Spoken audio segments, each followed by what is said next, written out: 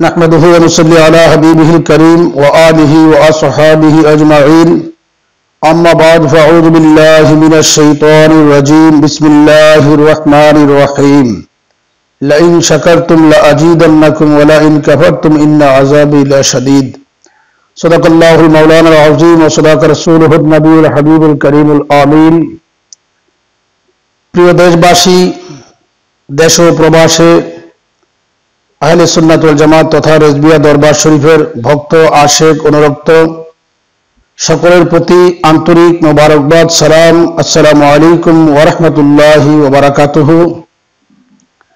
মহান মাওলাই করিমের দরবারে কোটি কোটি শুকরিয়া আদায় করছি। আজ 1 এপ্রিল, আজ 14 এপ্রিল, পহেলা বৈশাখ, শুভ নববর্ষ। সকল সুন্নি জনতার উদ্দেশ্যে একটি খুশখবরি নিয়ে আসছি। সেই খুশখবরি হচ্ছে পঞ্চদশ শতাব্দীর সুমহান মুজাদ্দিদ ইমাম আহলে সুন্নাত মাহিউস সুন্নাহ মাহিউল বেদাতুস সাইয়্যিদ শের গাজী শের মিল্লাত আল্লামা গাজী আকবর আলী রিজভী রাদিয়াল্লাহু তাআলা আনহু এর শুভ জন্মদিন।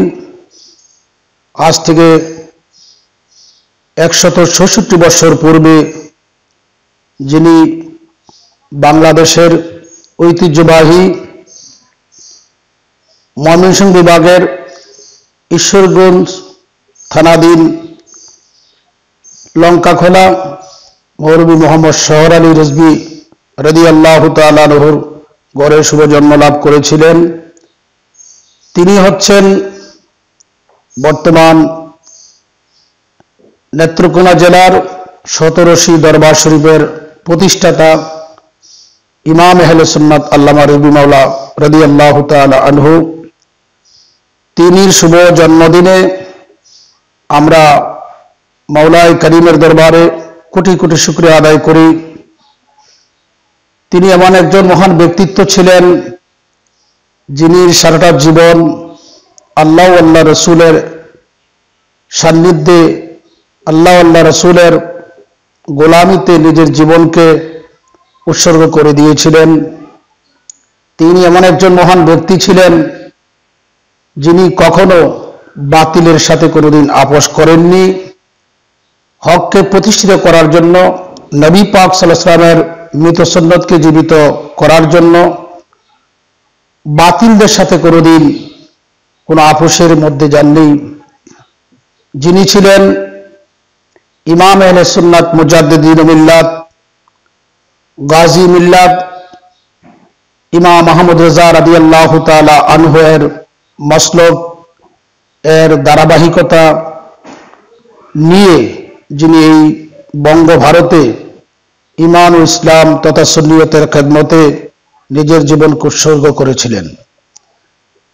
যিনি আলা হযরত ইমাম আহলে সুন্নাত ইমাম আহমদ রেজা খা ফাজলে বিরবি রাদিয়াল্লাহু তাআলা ছোট সাহেবজাদা হুজুর মুফতি আজম হিন্দ মুস্তাফা রেজা খা রাদিয়াল্লাহু তাআলা খেলাফত প্রাপ্ত খলিফা, তার ধারাবাহিকতায় যিনি বাংলাদেশে সুন্নিয়তের খেদমতের জন্য, ঈমান আকীদা রক্ষার জন্য, 72 দল বাতিল থেকে ঈমানকে হেফাজত করার জন্য বাতিলদের শত বাধা বিপত্তিকে অপেক্ষা করে, নির্যাতনকে অপেক্ষা করে সুন্নিয়ত প্রতিষ্ঠায় যার জীবনকে উৎসর্গ করেছিলেন, সেই মহান মুজাদ্দিদ আল্লামা গাজী আকবর আলী রিজভী রাদিয়াল্লাহু তাআলা আনহু এর এই শ্রম সাধনা এর প্রতি দরবার শরীফ তথা আহলে সুন্নাত ওয়াল জামাত এর পক্ষ থেকে জানাই আমরা কোটি কোটি শুকরিয়া আল্লাহর দরবারে। তিনি যদি তদানীন্তন যুগে বাংলাদেশে শুভজন্ম লাভ না করতেন, হয়তো বাংলাদেশ অন্ধকারাচ্ছন্ন থাকত, মানুষ ঈমানের স্পৃহা, ঈমানের সুধা গ্রহণ করতে ব্যর্থ হতো। তাই আজ তিনির খুশরত শরীফে রেজবিয়া দরবার শরীফের কোটি কোটি ভক্তবৃন্দ আমরা সকলেই আনন্দিত, উদ্ধৃত। মনে রাখবেন, আল্লাহ কুরআনুল কারীমে ঘোষণা করেছেন, লাইন শাকারতুম লা আজিদান্নাকুম ওয়া লাইন কাফারতুম ইন্না আযাবি লাশাদীদ। মহান আল্লাহ ফরমান, হে বান্দাগণ, আমি তোমাদেরকে যে নিয়ামত দান করছি তোমরা নিয়ামতের শুকরিয়া আদায় করো। যারা নিয়ামতের শুকরিয়া আদায় করবে, আল্লাহ বলছেন আমি তাদের জন্য নিয়ামত আরো বৃদ্ধি করে দিব। আর নিয়ামত প্রাপ্তির পরে যারা নিয়ামতের নাশুকরিয়া করবে, মহান মাওলাই কারীম ফরমান, নাশুকরিয়াকারী ব্যক্তিদের জন্য আমি আল্লাহর পক্ষ থেকে কঠিন শাস্তির ব্যবস্থা গ্রহণ করা হয়েছে। সেই আয়াতে কারিমার মেজদাকে আমরা সেটাই উপলব্ধি করতে পেরেছি। সমস্ত সৃষ্টির জন্য প্রিয় নবী সাল্লাল্লাহু আলাইহি ওয়াসাল্লাম রহমত, নিয়ামত। গোটা সৃষ্টির মধ্যে সাহাবায়ে কেরাম সৃষ্টির জন্য রহমত, নিয়ামত, এবং গোটা সৃষ্টির মধ্যে সমস্ত আইমায়ে কেরামগণ, আউলিয়ায়ে কেরামগণ, গৌস কুতুব, সজীব, নকিব সকলেই সৃষ্টির জন্য আল্লাহ প্রদত্ত নিয়ামত।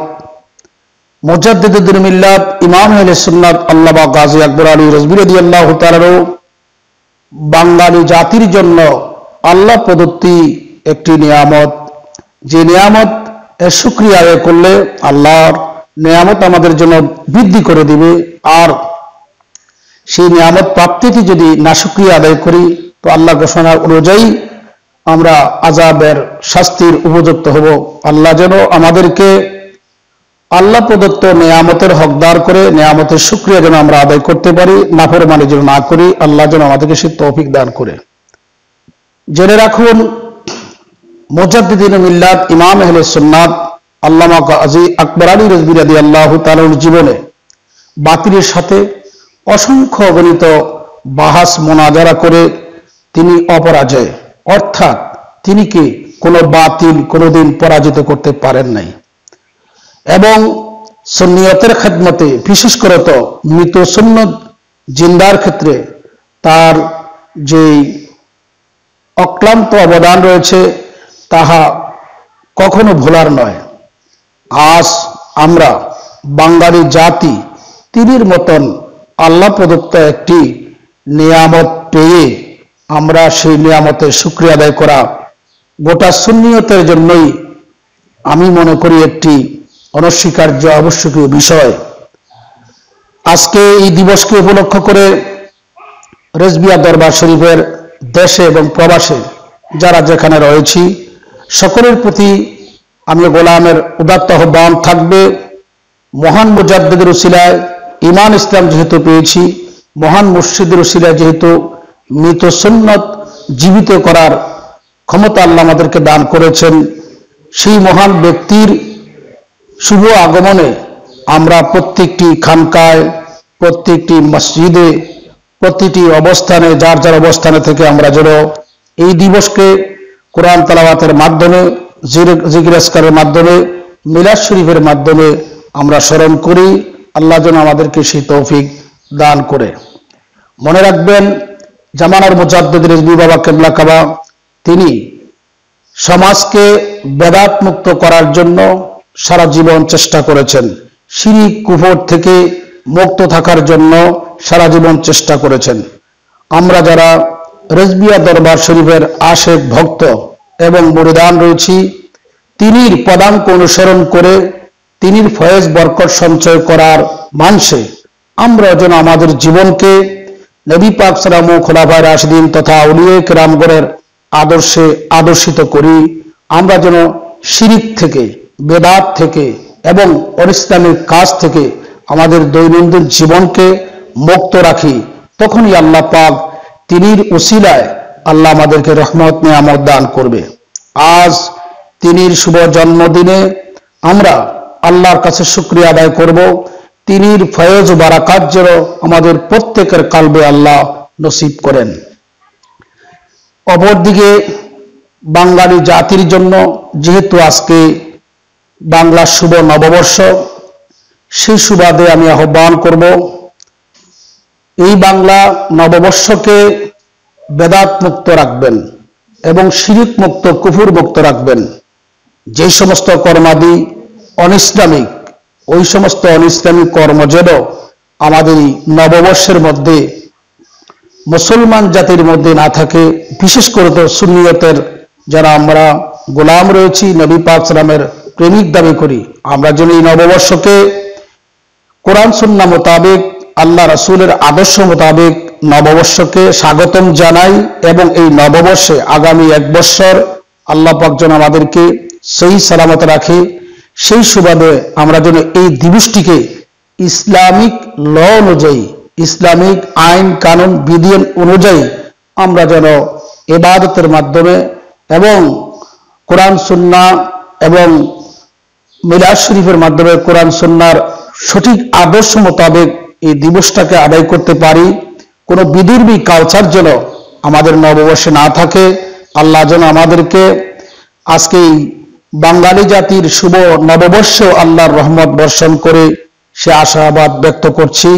পরিশেষে রেজবিয়া দরবার শরীফের সকল ভক্ত, আশেক, জাকের যারা যেখানে আছেন দেশে প্রবাসে প্রত্যেককে আজকের দিবস সুন্দর ও সুষ্ঠুভাবে বেদাত মুক্ত দিবস এবং শিরিক কুফর মুক্ত দিবস হিসাবে পালন করার উদাত্ত আহ্বান রেখে আমি আমার বক্তব্য সমাপ্তি করার পূর্বে রেজবিয়া দরবার শরীফের যারা ভক্তবৃন্দ রয়েছেন তাদেরকে আমিও দাওয়াত করছি আজকে সুন্নিয়া আলিয়া গৌসিয়া রেজবিয়া খানকা শরীফে বাদ এশা রেজবি মাওলা কেবলা কাবার শুভ খোঁজ রোজ শরীফ উপলক্ষে মিলাদ শরীফের ইন্তজাম করা হয়েছে। আপনাদেরকে আহ্বান করলাম আপনারা আমাদের এই মিলাদ শরীফে যোগদান করুক। আল্লাহ যেন জামানার মুজাদ্দিদ রেজবি বাবা কেবলা কাবার ফয়াজ ও বারাকাতের দ্বারা আমাদের প্রত্যেকটি কালবের মধ্যে নূরে মুহাম্মদের ফয়েজ দান করে। আমিন সুম্মা আমিন। আসসালামু আলাইকুম ওয়া রাহমাতুল্লাহি ওয়া বারাকাতুহু।